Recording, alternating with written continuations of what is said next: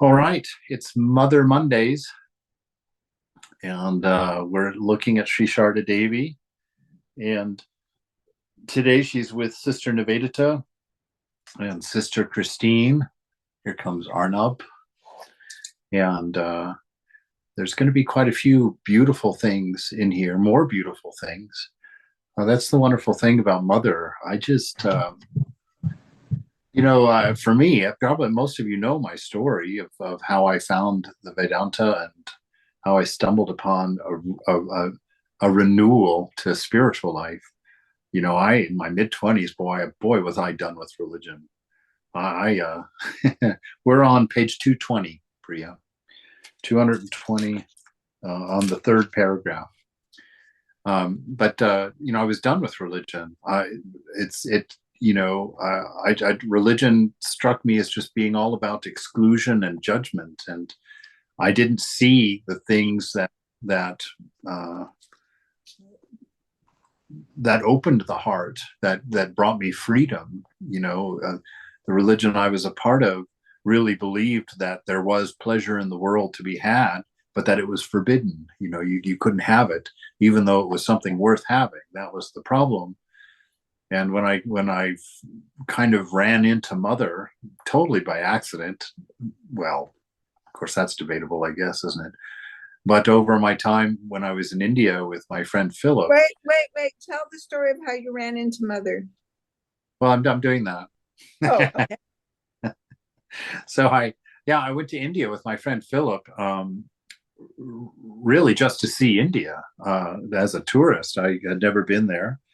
And the real thing that made me want to see him, and I hope nobody's offended by this, but Philip had gone for a year. We were roommates and had a renting an apartment in San Francisco, and he asked me if he could make a deal where he would go to India for a year and I would cover all the bills. And then he said when he got back, he would do the same for me. And so we agreed to that. And he went to India and he did a ton of meditation. It really changed him as a person. It really struck me. And that was the first thing that caught my attention, is that his energy as a person changed. And that's significant. When he came back after that year, he was definitely not the same person. And that was the first thing that caught my attention. The second thing was that he hated it. He just did not like India at all. And you'd have to know him. He's kind of funny in that way. So, but boy, he just didn't have anything nice to say.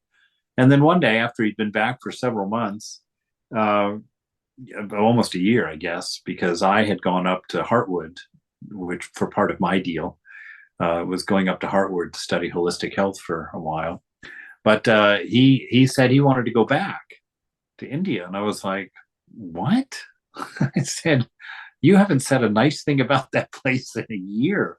You've been embarrassingly negative at any time you've talked about it. How is it you want to go back?" And he admitted, he's like, you're absolutely right. He says, "I do, but there's something in me that just longs to go back again, even knowing that I didn't like it." And I was like, wow, that and the fact that he came back so changed really made me curious as to what is going on with that. And so I said, well, do you mind if I go with you this time? It'd be interesting. I'd like to see India. And so we planned a trip to India. And I told one of our agreement before I went was, I said, I know that you're really into the spiritual thing and the swamis and, gurus and stuff like that. I said, I'm not really into that. So if you're going to do that on a day, just let me know and I'll make separate plans, but feel free to do all that stuff as you like. And he's like, okay. So we got there, and on the third day, he told me, he says, today I'm going to go see this enlightened teacher across the river.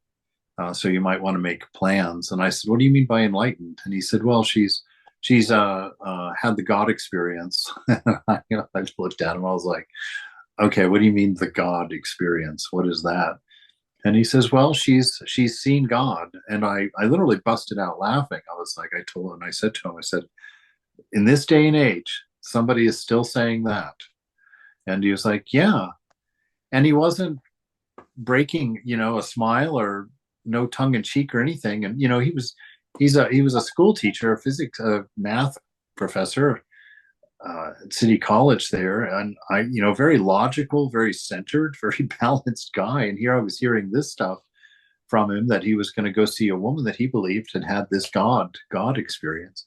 So again, I was curious. I said, "Well, you mind?" I said, "I wouldn't mind seeing an enlightened person. I'm in India. I should see that.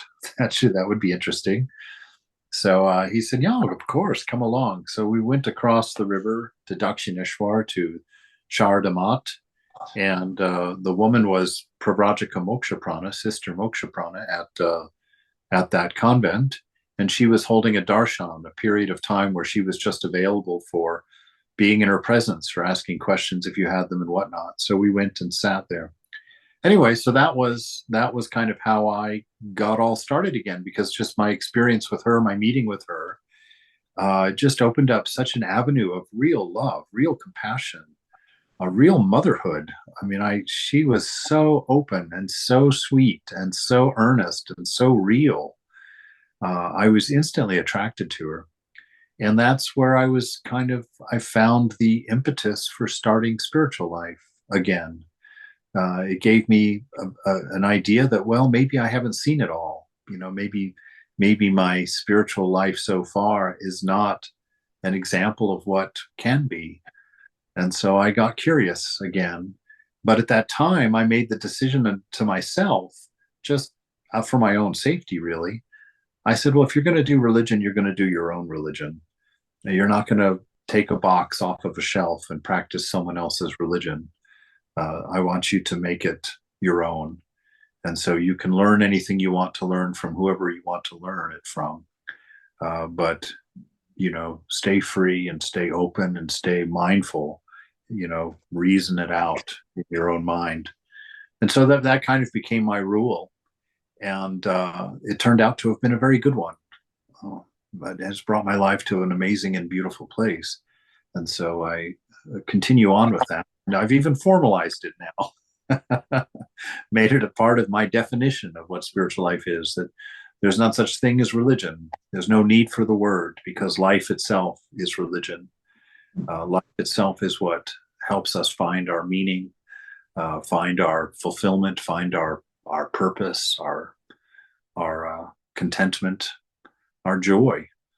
And so it's just gone with that. It's become now a matter of the study of life, going deep inside first, starting with the study of the internal world. What's going on inside me? Where are all these thoughts coming from? Where are all these ideas going? What is it that motivates me and makes me experience? And I've taken a lot of help from the early sages who teach us how to do that, namely by teaching us to separate out the components that make us up, that there's mind, there's body, and there's self or soul within, and that soul is a portion of the whole, a portion of the divine. But through it, we see the oneness. Through it, we understand the oneness. So I'm very partial to God as mother, because of maybe it's because I'm a man, I don't know, but I find that I found Holy Mother to be so open and so welcoming. I didn't feel any threat. I didn't feel any judgment. I didn't feel any less than stuff going on inside. And so we've jumped in. And so it's with that happiness that whatever you think you can glean from that story, you're welcome to it. But it brings us here tonight to talk about God as Mother and Sri Sarada Devi, about to have a conversation, a very important conversation, with Sister Nivedita and Sister Christine. One day, Sister Nivedita and Sister Christine visited Holy Mother. Nivedita said in Bengali, Matri Devi, Apani Han Amagtigar Kali. Mother, you are our Kali. Christine repeated in English, Oh, Holy Mother is our Kali. I know, of course, if you don't know, Kali is one of the forms of Mother as God, and she's a warrior, and she's wearing a garland of heads, which are the heads of your demons. As she comes into your life and she conquers the demons of your life, their heads go around her neck as trophies of her power. She's got a sword in her hand for discriminating. The sword of discrimination, discernment is there, and she's been violent on the battlefield, which is the battlefield of your Kurukshetra, the field of action. It's the battle that's happening in the Bhagavad Gita, is the battle that happens within ourselves during life. And Mother Kali is winning that battle, but she was so ferocious and was going to destroy all manifestation. And the gods were like, "Oh my lord, what are we going to do? She's going to destroy everyone and everything." And so Shiva runs out and lays down, who is her husband, lays down in front of her, and her foot touches his chest as she steps on him, and that was enough to completely freeze her in the moment, because she had touched her husband with her foot. And so it was this, she's kind of frozen in mid battle. And that's sort of the image on the shrine in Dakshineshwar where Sri Ramakrishna worshipped that. And so here we're seeing Holy Mother called Mother Kali, this great warrior of spiritual life, setting her children free, fighting off their demons for them. Because the other hand, in one hand, she's got that sword for the fighting, but in the other hand, it's in the mudra of boons. She's giving boons and love and her heart to her children. So if you are a child of the mother, there's nothing to fear.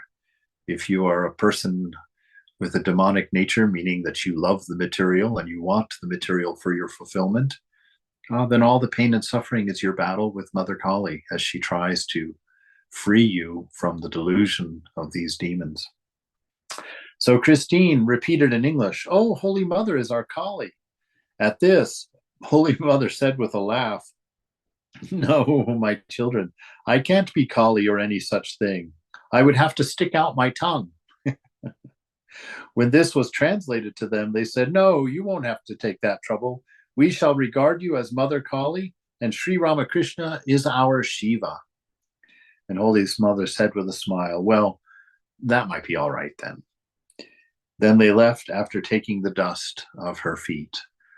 And so imagine that inspiration, to consider them to be that Christine and Nivedita there in Mother's presence saw her as enough of an ideal to call her divine and to call her Mother Kali, a Devi, a goddess.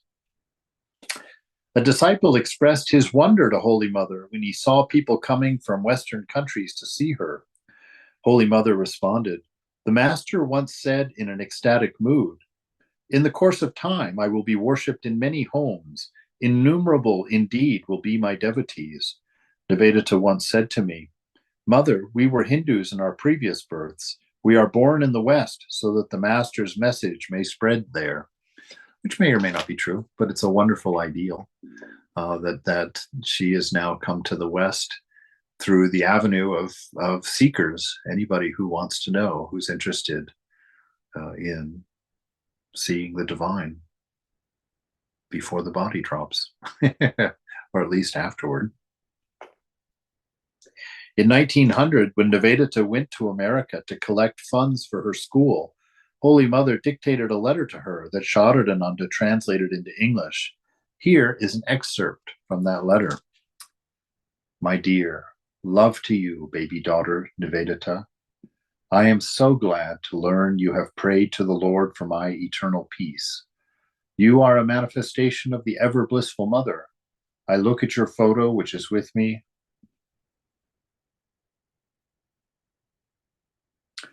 Well, so this is a letter from Mother to Nivedita. It's quite wonderful.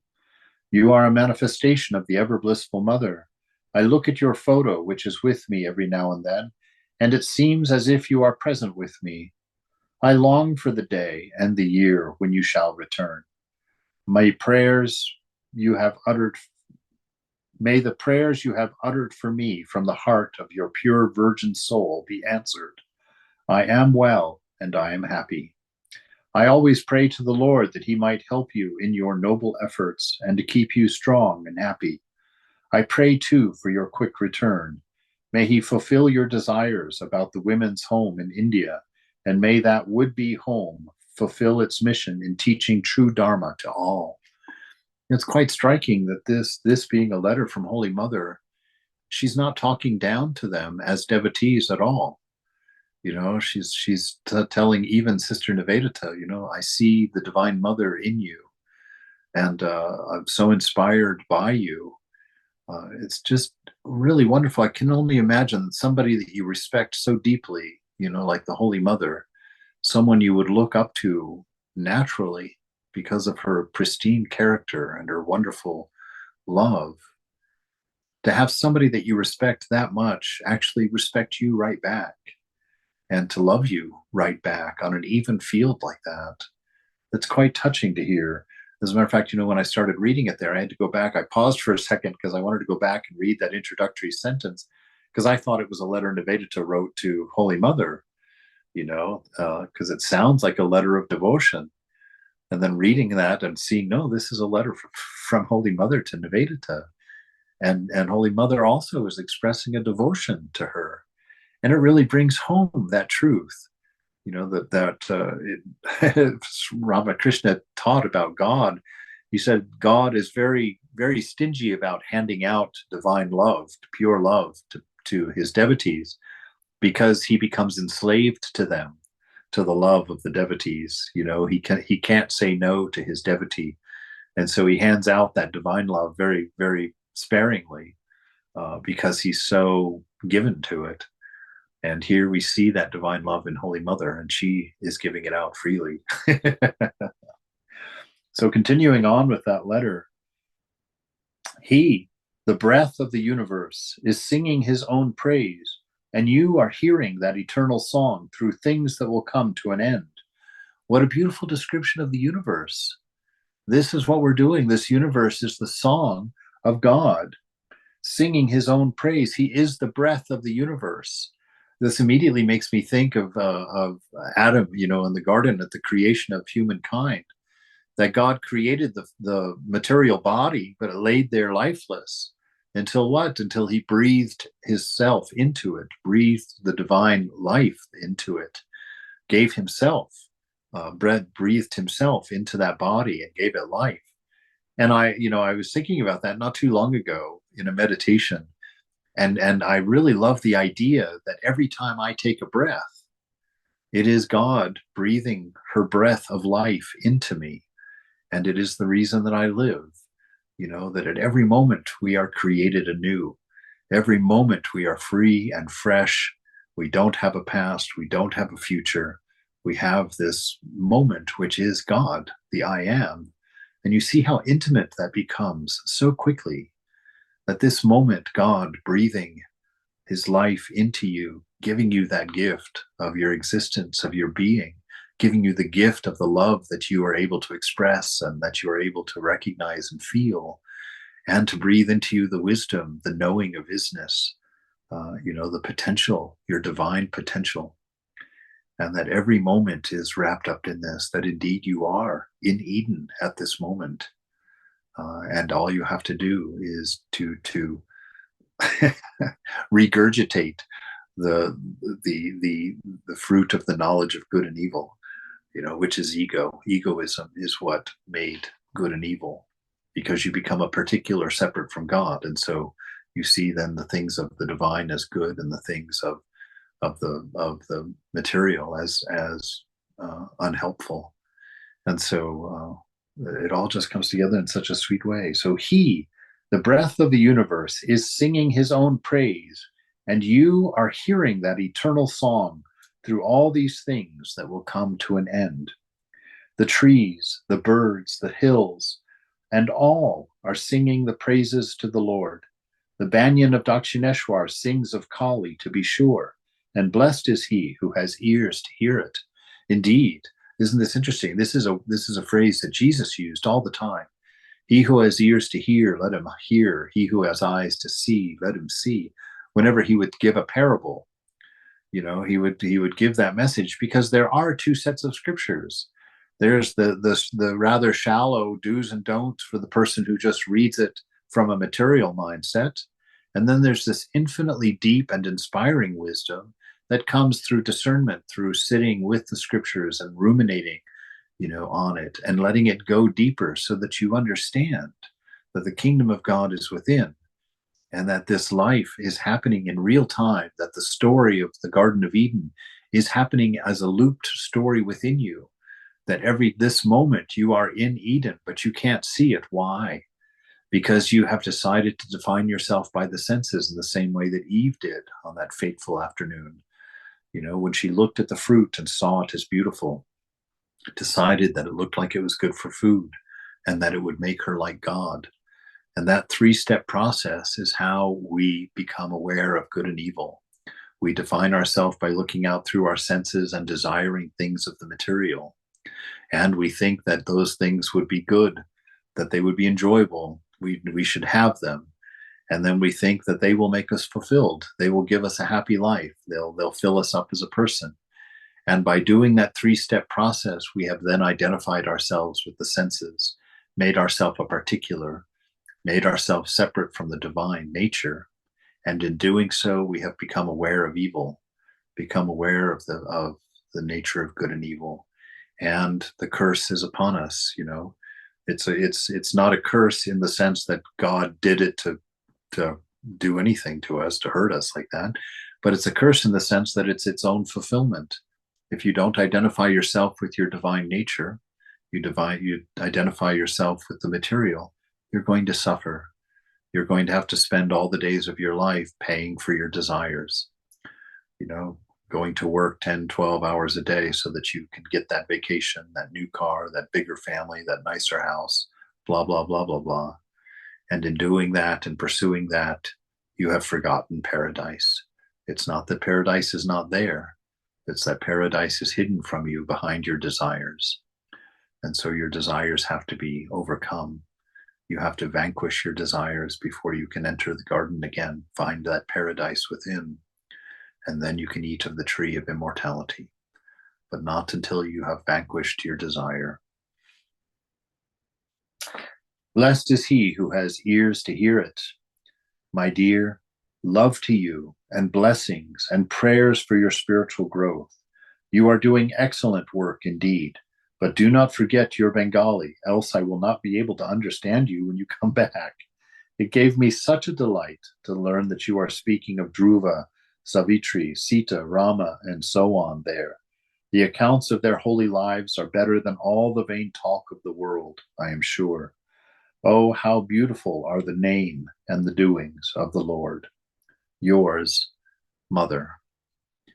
Just, it'd be a wonderful thing. Read that letter to yourself sometime, because Mother it was initially to Nivedita, but now she's placed it in a book for you. And so this becomes a letter from the Holy Mother to you. And so when she says things like, my dear, love to you and blessings and prayers for your spiritual growth, you don't have a bigger fan than the Divine Mother. The Divine Mother is your cheerleader, and she is working with all of her heart in every moment right now to bless your spiritual life, to help you find your divine nature, to help you understand that you sit here in the middle of Eden, and that you have the opportunity of recognizing it. Swami, what was that list? These deities. Mother said she was so happy that she could talk. Somebody was into. There was a little string of names of deities. Yeah, Dhruva, Savitri, Sita, Rama, and so on. Just all of those great stories from the Ramayana, the Bhagavad Gita, and the Mahabharata. The three epic, the two epics. Bhagavad Gita is a sub-epic of one of those, but two major epics. Sorry. They were talking about these stories. Yes. Instead of saying, how's the weather, they were saying, let me tell you what I heard about Rama. Yeah, let me tell you about this guy named Rama. Let me tell you about his wife Sita. Yeah, I remember I read the Ramayana many years ago in the monastery in San Francisco, and it was a fantastic, and I mean fantastic story, mostly because I was always so overwhelmed with the character of Rama because I had never encountered even a fictional character in a book. I'd never encountered somebody who was so noble, who was just always said everything he, anytime he opened his mouth, you were like, oh my God, nobody could have said a more perfect thing in that moment than that. Over and over again, I was confronted with that. So that's what she's talking about. So all of these great heroes of the Vedanta, and their beautiful lives. Um, yeah, there's many of them. There's literally thousands of them. But the list here, all the stories are in the Ramayana, the Bhagavatam, and uh, the Mahabharata. So if you want to read those epics, they are incredibly inspiring. Incredibly inspiring. Holy Mother bestowed her grace on Nivedita and remarked, "Her outside is white," meaning her skin, "and her inside is white," meaning pure. Nivedita wrote about Holy Mother the following: "The mother can read, and much of her time is passed with her Ramayana," which is the book that we just mentioned. "Much of her time is passed with her Ramayana, but she does not write. Yet it is not to be supposed that she is it is not to be supposed that she is an uneducated woman. It must be remembered that as the wife of Sri Ramakrishna, she has had the highest opportunity of personal development that it is possible to enjoy. At every moment, she bears unconscious witness to this association with the great, but in nothing, perhaps, does it speak more loudly than in her instant power to penetrate a new religious feeling or idea." Because you would just recognize it. When Mother speaks, your heart listens. I remember that feeling with Moksha Prana, that saint that I went to see that day with Philip at Dakshineshwar. That just in her presence, there was such a manifestation of truth. It was riveting. Even when she said nothing, there was such a sweet vibe to her presence, such a focused vibe. I remember for the first 10 or 15 minutes that I was there in her presence, she was just deep in meditation. But I just felt only silence inside. It was quite an eye-opening time. And the people in the room there were amazingly devotional toward her. They were also feeling that inspiration. Some of them were singing devotional songs. Some of them were deep in meditation. Some of them were bowed down at her feet. One woman was doing that wonderful mandala around her feet, around Moksha Prana's feet, in worship of her, with tears in her eyes. I mean, it was a striking array of happenings that day. I first realized this gift in Holy Mother on the occasion of a visit that she paid to us in recent years on the afternoon of a certain Easter day. Before that, probably, I had always been too much absorbed, when with her, in striving to learn what she represented, to think of observing her in the contrary position.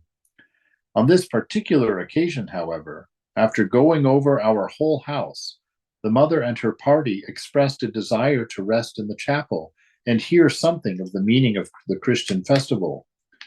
This was followed by Easter music and singing with our small French organ. And in the swiftness of her comprehension and the depth of her sympathy with these resurrection hymns, unimpeded by the foreignness or unfamiliarity of them, we saw revealed for the first time one of the most impressive aspects of the great religious culture of Sarada Devi.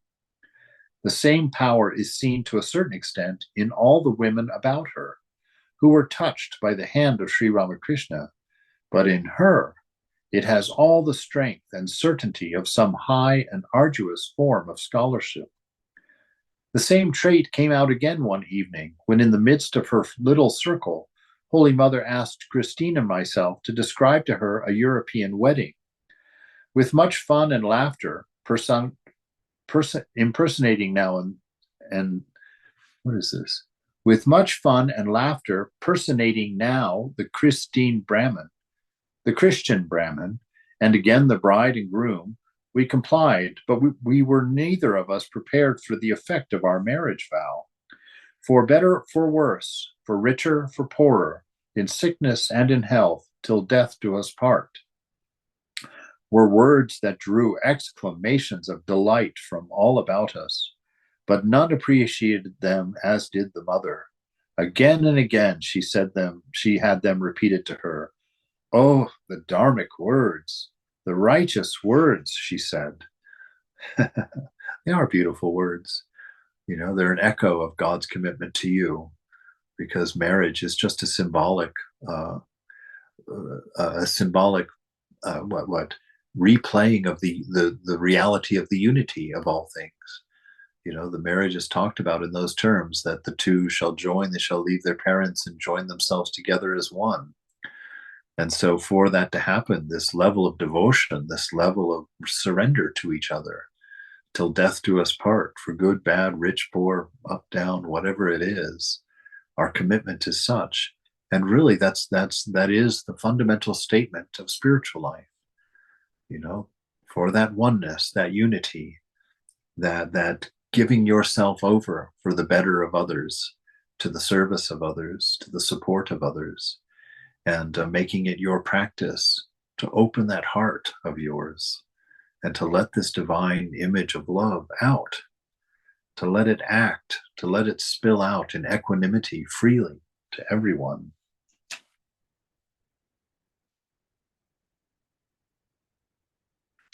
Holy Mother treasured anything that Nivedita gave her. Once, Nivedita gave Holy Mother a small German silver box in which she kept locks of Ramakrishna's hair. She used to say, whenever I look at the box at the time of worship, I am reminded of Nivedita. In one of her trunks, Holy Mother kept an old tattered silk scarf that her attendant wanted to throw away. No, child, she said. Nivedita gave it to me with great love. Let us preserve it. She then took the scarf in her hand, scattered black cumin seeds in its fold as a preservative, and laid it carefully back in the trunk. She remarked, the very sight of the scarf reminds me of Nivedita.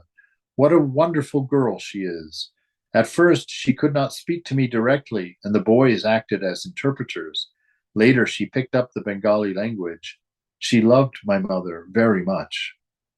One day, Nivedita said to Shyama Sundari, Grandma, I shall go to your village and cook in your kitchen. The old lady replied at once, No, my child, you must not do that. Our people will ostracize me if you enter my kitchen. Nivedita had penetrating eyes, a brilliant mind, indomitable energy, and a deep spirituality. She observed that although Holy Mother had no formal education, her dealings with people and teachings were beautiful. They were Catholic, practical, and appealing. Holy Mother's divine love and affection, strong common sense, and a sweet personality captivated her. Nivedita wrote, to me, it has always appeared that she is Ramakrishna's final word as to the ideal of Indian womanhood. But is she the last of an old order or the beginning of a new? In her, one sees realized that wisdom and that sweetness to which the simplest of women may attain. Yet to myself, the stateliness of her courtesy and her great open mind are almost as wonderful as her sainthood. I have never known her to hesitate in giving utterance to large and generous judgment, however new or complex might be the question put before her. Her life is one of long stillness, of prayer. Her whole experience is of theocratic civilization, yet she rises to the height of every situation. Is she tortured by the perversity of any about her?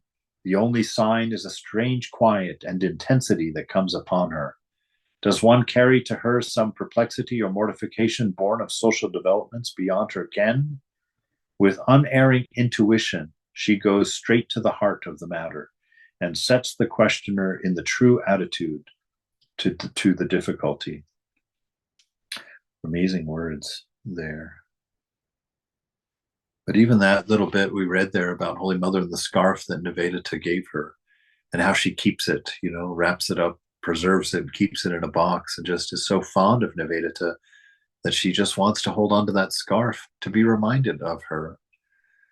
Think about that when you offer your flower on the shrine at the temple.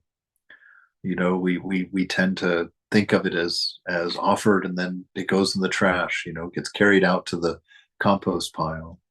But that's not the truth. Mother has probably, in that divine realm, kept every flower that you've offered and loves to look on them, to remember you, to be reminded of you.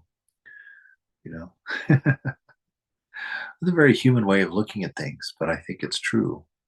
I think it's divine, and I think it's the reason that these words are here.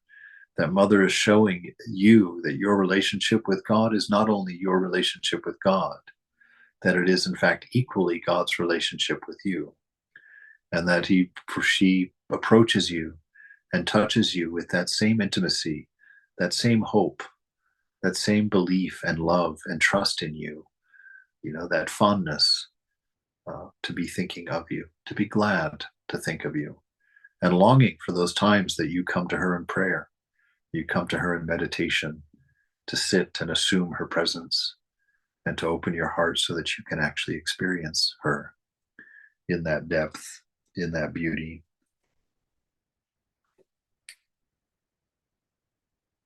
When Nivedita died in Darjeeling on the 13th of October, 1911, Holy Mother shed tears and said, "What sincere devotion Nivedita had.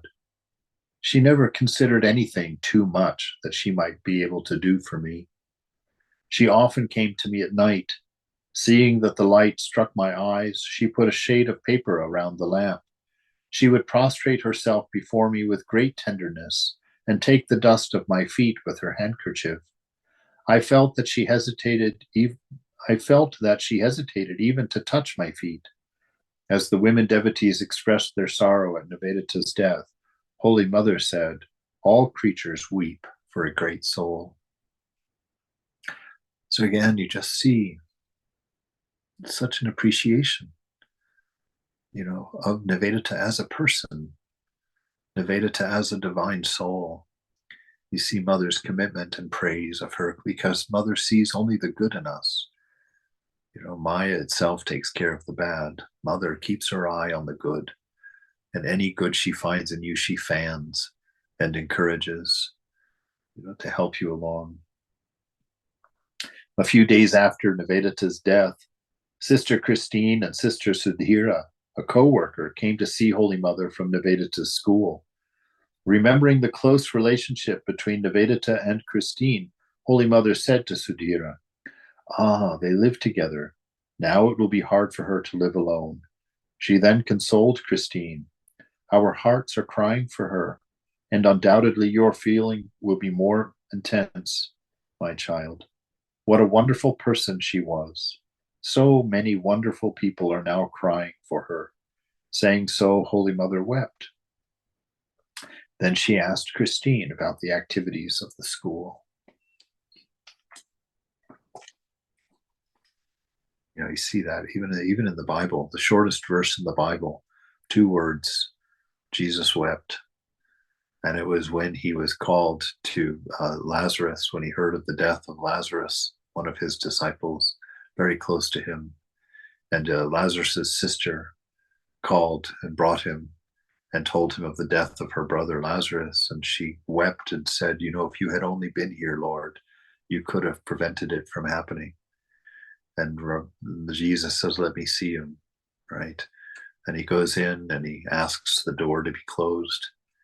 And that was one of his big miracles. He raised Lazarus from the dead and brought him out. But that idea that Jesus wept, in love for a friend, really, this is the meaning of the Avatar. This is the meaning of God incarnating herself to us, becoming like us, becoming us, but becoming us with a perfect mind, of only a touch of attachment that she chooses herself so that she can manifest and stay among us. One day, the Mother was resting on her bed, and several women devotees were near her. Someone began to talk about Jesus Christ. The mother got up and saluted Lord Jesus with folded hands. She then said, I heard many things about Jesus Christ from Nivedita. She read many beautiful stories about him to me.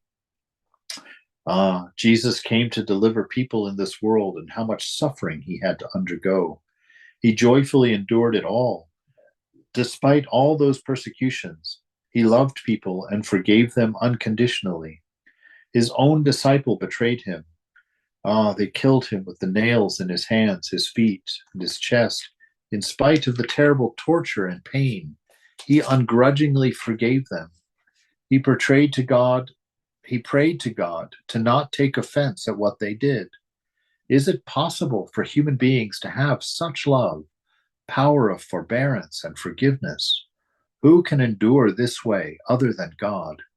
God came as Jesus to teach divine love to the people of the world. There you are. Look at this universal mind. She understood that religion is one, that she can appreciate because of the size of her heart, because of the breadth of her mind, that she could worship Jesus without feeling any violation toward her own ideals and her own things, because she sees that it's just a continuation of the same. That these ideal humans are the beloved, herself, himself, coming amongst us, and how openly she can appreciate that, and she can worship that, and she can become devotional toward that. And that is our ideal, that regardless of a person's ideal, regardless of a person's God, or chosen ideal, that we as Vedantins can sit and enjoy that worship, can open our heart and see God through that ideal as well.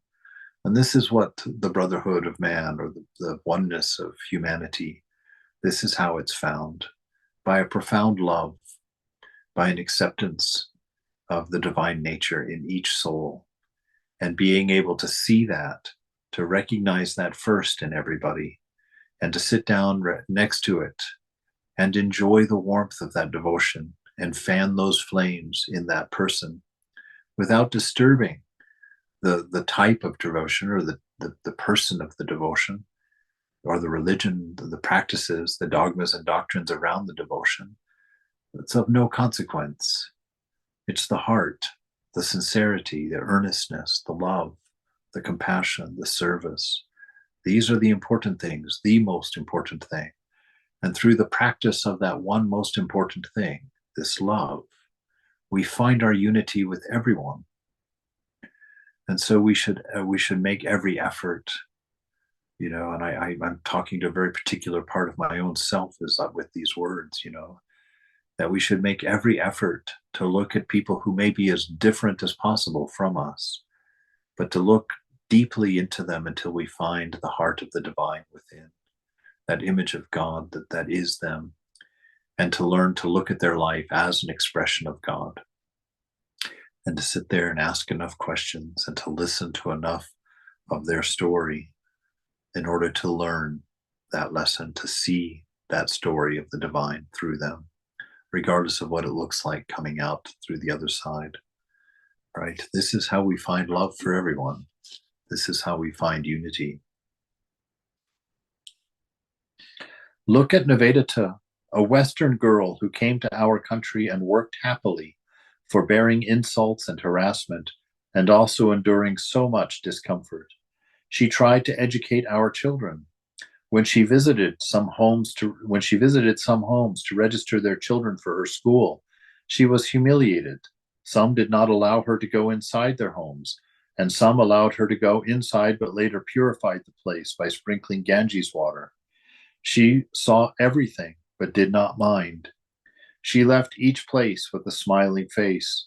There was no bounden necessity for her to educate the girls for our country by enduring such insults and ill treatment and ruining her life little by little. You see, my daughter Nivedita had such a wonderful mind that she took on the responsibility of teaching our girls on her own shoulders because her guru Naren, Vivekananda, wanted it and asked her to do it. She did not care for physical suffering and discomfort, or for the insults and incivility of our people. Those for whom she dedicated her life, they treated her contemptuously. Under such circumstances, could the women of our country sacrifice to such a great extent for the sake of their guru? They would say, we don't care. So I say that except for the master, no one knows or understands how, when, what, or through whom he makes one work. What a statement. What a fact about Nivedita. To serve somebody while they're openly abusing you and judging you and seeing you as less than, to be able to walk away from that smiling with a determination to educate their children, to love their children, to lift their children up. It's an amazing example, here in Mother, in Nivedita, but recognized by the Divine Mother.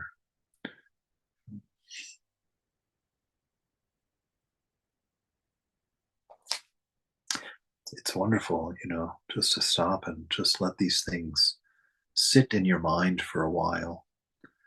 Sit until their roots reach down and start to touch the heart until you become that, little by little, returning to your nature.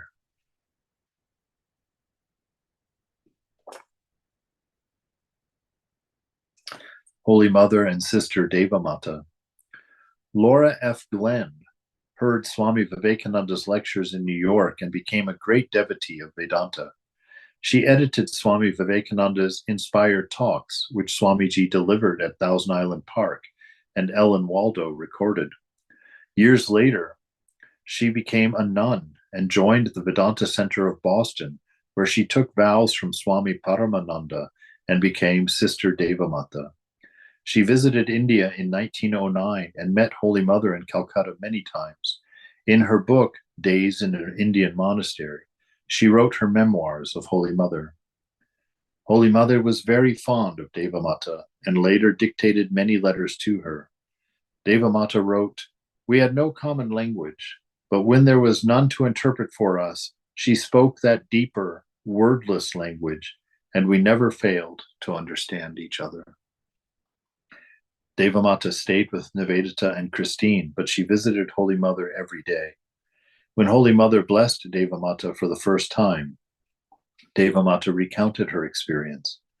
A spring of new life seemed to bubble up from my innermost heart and flood my being.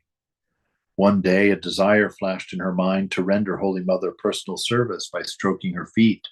Immediately, the Holy Mother motioned to Devamata to come near her and allowed her to massage her feet because she had arthritis. Devamata wrote, "Mother took me into her daily life at once and gave me the privilege of caring for her rooms. Every morning I came early to her, made her bed, and put everything in order. In doing it, I observed that 5 large French windows opened on the front veranda, that they were blurred with paint and putty. They always stood open, and evidently no one had noticed it. One morning I brought with me some clean cloth and a cake of monkey brand soap, the Indian substitute for Bon Ami, and gave the panes of glass a good polishing. Mother was overjoyed when she saw them, and that day, whenever a visitor came, she insisted on having a window closed to show how clear and shining the glass was." Here is an excerpt from Devamata's memoir. Innumerable were the devotees who gathered at Holy Mother's feet to crave her blessing and to learn from her.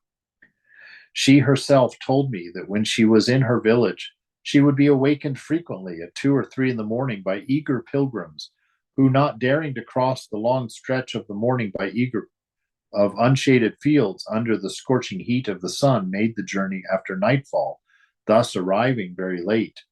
Most often they were personally unknown to her, but always it was her custom to rise, prepare food for them with her own hands, and then to send them to rest in the guest house, built by a village disciple for the use of her devotees.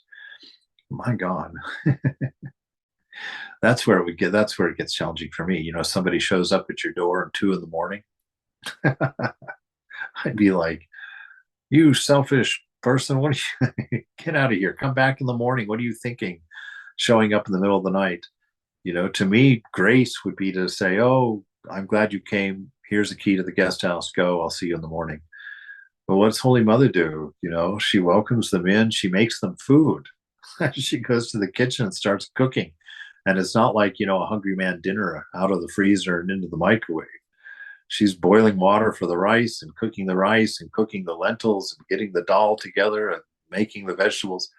She's doing the real thing in the middle of the night, you know, to feed them and to serve them, and then to walk them herself to their quarters in the guest house. I can't stress enough the humanity of God. We're always talking about the divinity of humanity, but now we're seeing the humanity of the divinity of the divine. God's becoming you, to love you, to reach you, to inspire you, to assure you through all of the avatars. There's always that one message. What is it? I love you. Look at the Buddha with his strong message of compassion. Rama with his beautiful nobility that just judged no one, saw the best in everyone.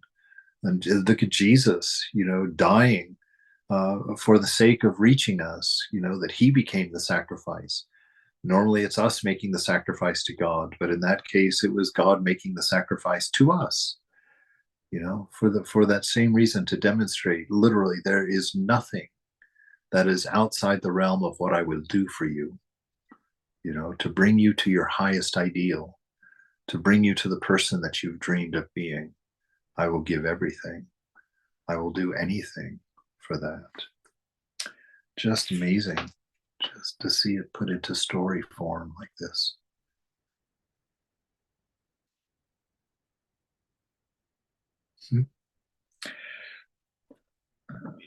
Also in Calcutta, nearly every day brought some group of devout pilgrims to pay her homage.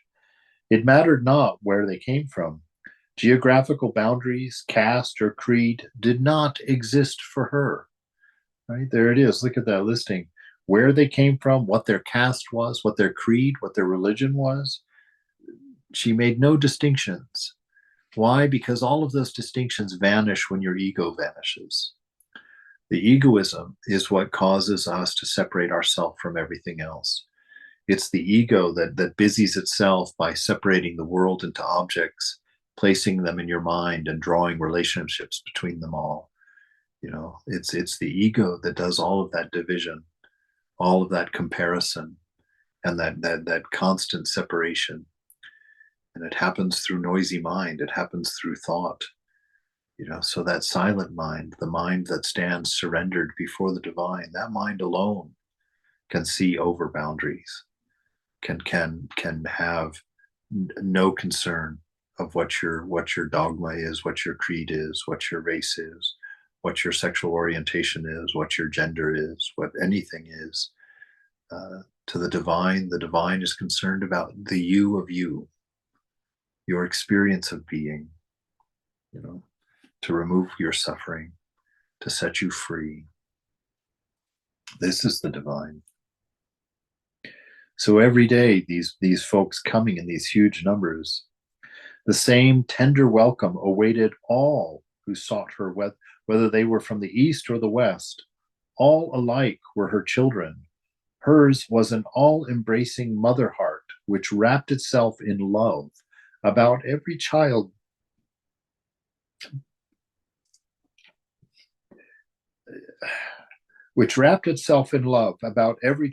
born of woman, and her family was the human race. At the time when I came, Mother was living in a new dwelling given her by the devoted followers of Sri Ramakrishna. She occupied the upper floor with a few women disciples who were always with her.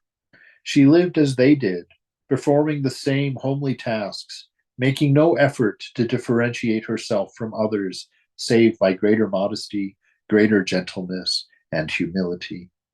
I remember one day seeing her bow in deepest reverence before a rustic Brahmin who had come to see her. because he chanced to be a village guru or a spiritual teacher. By her outward manner, she was the most obscure of the household, and yet beneath the veil of simplicity which enveloped her, there was a lofty majesty of bearing which caught the heart and bowed it in prayerful homage at her feet. The human covering was too thin to hide the radiance of divine consciousness beneath. She never taught, seldom ever counseled. She merely lived. And who can tell how many lives were cleansed and exalted by that holy living? You see, this is religion. We don't practice a religion. We are the religion. We are love. We are the compassion that we express. Hypocrisy belongs to egoism, a pretense. It's one of the trinkets ego collects to prove its own existence, though it has none. This is what we renounce. This is what we let go of.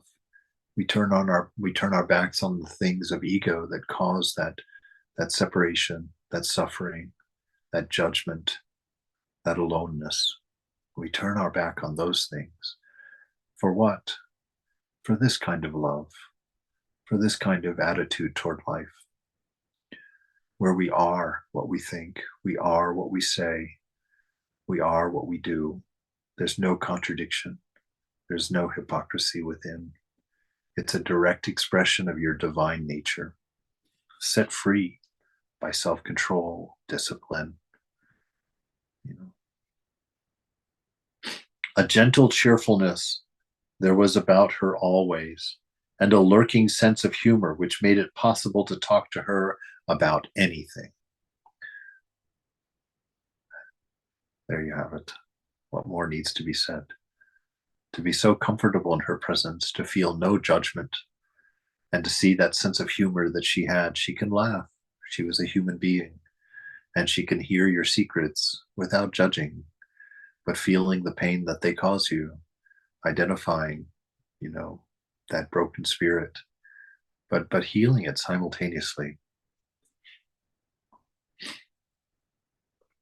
The smallest concern was of interest to her, and she could lose herself in childish play with as much zest as the little niece of 8, Radhu by name, who lived with her. I can still see her keen amusement over a jack-in-the-box, which I brought for the little niece from an English shop. Each time it sprang out with the familiar squeak, she would repeat the sound, laughing heartily. Another day, when I came in, I found her engaged in stringing little glass beads, and Radhu exclaimed, "My baby Krishna had no jewels, as the images in the temples have." There was no mockery of play in the mother's manner. Even this little toy was a sacred symbol of divinity, and she decked it with the same grave devotion as a devout nun might dress the baby Jesus for a Christmas creche. Those, how can we go over that? How can we walk away from that statement? You see, everything was divine to the mother, so even making toast would have been a divine effort for her, done with a full heart and with full attention. There was just, it's 7:06. There was just none of this categorization. My working life, my social life, my spiritual life, none of that nonsense. It was life. Every bit of it was life, and every bit of it was sacred, and every bit of it was worshipped, and every bit of it was honored, and every bit of it was divine. And this, sorry, I should learn some better control. But just this whole approach to life. Oh my God, are we not starving for it? Are we not left bereft of any peace every night after hearing what's going on in the world? To be able to hold this vision of this divine woman, this God as woman, to see this is what our calling is. This is what our potential is. This is what we are at the core of our being. All we must do is remember it, to think of it always, to be aware of it, and to move our sense of isness, our sense of being, right into the middle of this divine circle, which is the Divine Mother in each of us.